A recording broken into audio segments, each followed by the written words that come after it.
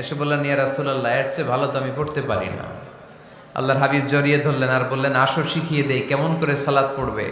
সালাতে কোনো তাড়াহুড়ো করবে না। রুকুতে যখন যাবে তোমার পিঠটা হবে স্ট্রেইট ফরওয়ার্ড, স্ট্রেইট ফরওয়ার্ড। রুকু থেকে সোজা হয়ে দাঁড়াবে, দুই সেজদার মাঝখানে সোজা হয়ে বসবে। সেজদায় যখন যাবে রিল্যাক্স করবে। সালাতে কি করতে হয়? রিল্যাক্স। আমার সাথে সাথে সবাই আওয়াজ করে পড়েন, রিল্যাক্স।